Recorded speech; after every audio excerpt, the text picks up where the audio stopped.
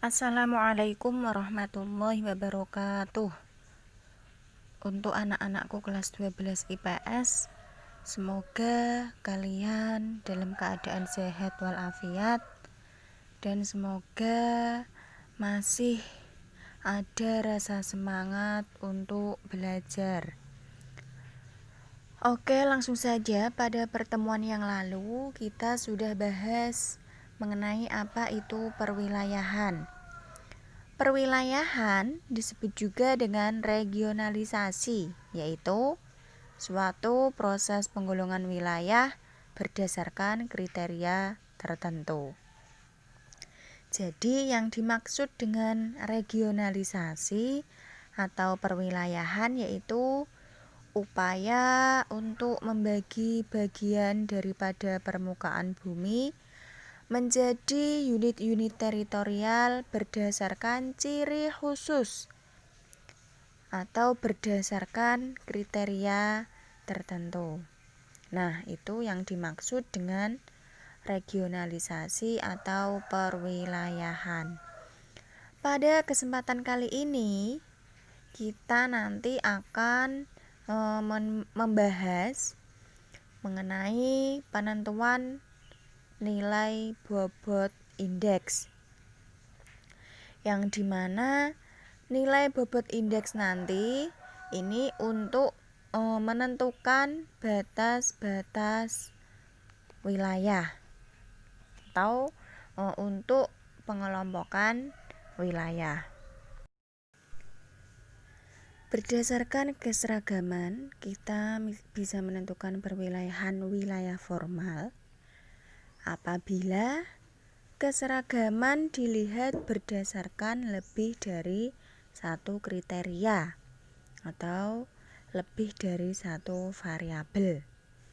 Maka batas-batas wilayah formal dapat diperoleh dengan menggunakan metode nilai bobot indeks. Saya ulangi lagi.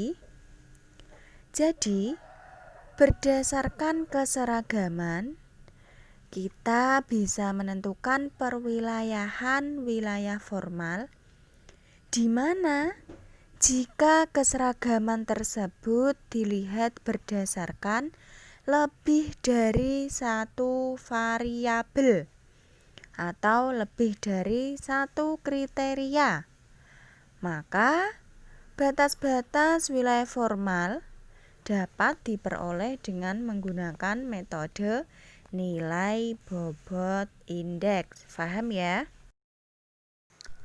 Proses perwilayahan dapat dilihat berdasarkan homogenitas atau keseragaman. Nah, di mana pada homogenitas ini dapat dilihat baik itu dari kriteria fisik maupun dari kriteria sosial budaya. Berdasarkan keseragaman, kita bisa menentukan perwilayahan wilayah formal jika keseragaman dilihat berdasarkan lebih dari satu kriteria.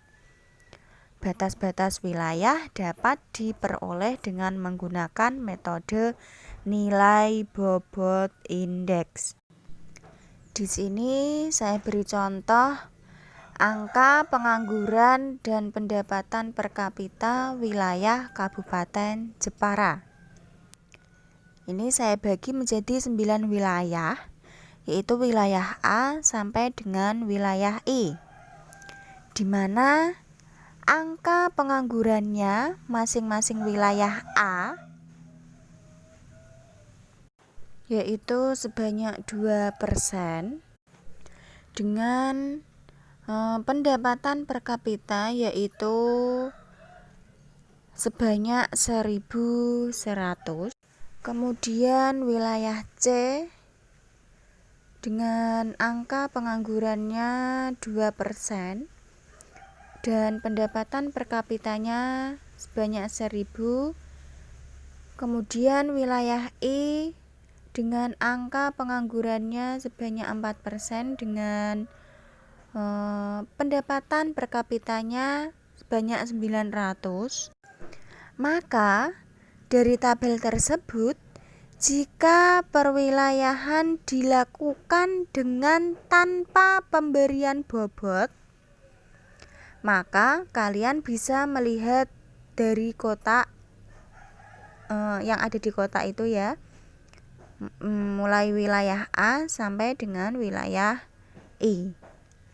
Nah, data angka pengangguran dan pendapatan per kapita ini nantinya akan digunakan untuk membuat perwilayahan dengan menggunakan metode nilai bobot indeks.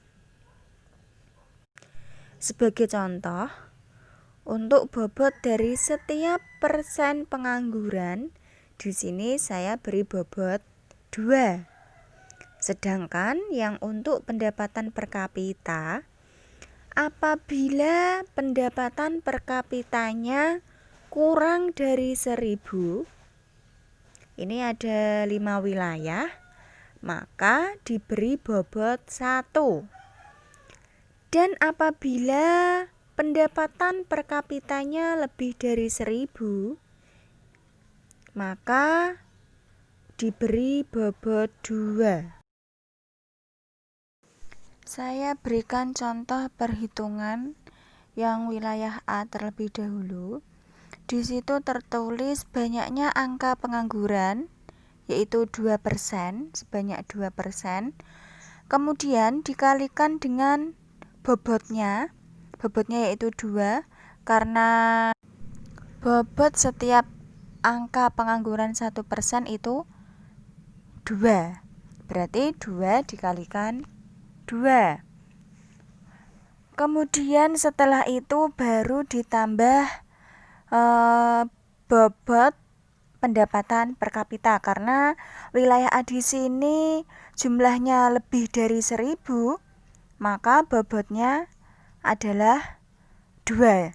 Berarti 2 dikalikan 2 kemudian ditambah 2, sehingga hasilnya adalah 6 untuk wilayah A.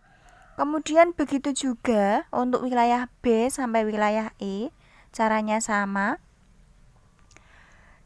Sehingga apabila ditotal semuanya itu jumlahnya 55, maka dapat diketahui rata-rata bobot wilayah Kabupaten Jepara ini rata-ratanya adalah 6,1, yaitu diperoleh dari jumlah nilai dibagikan banyaknya wilayah, yaitu 55 dibagi 9, sehingga hasilnya 6,1.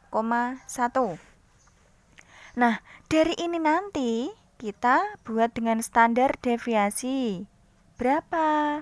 Yaitu 0,5.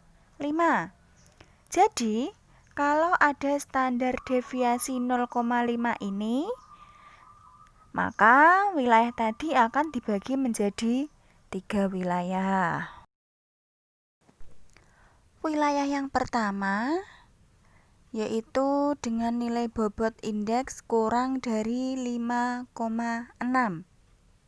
Kok bisa dapat 5,6 dari mana?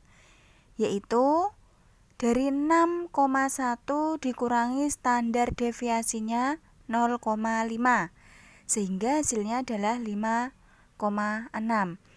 Kemudian wilayah yang kedua yaitu dengan nilai bobot indeks antara 5,6 sampai 6,6, berarti ini di tengah-tengah ya.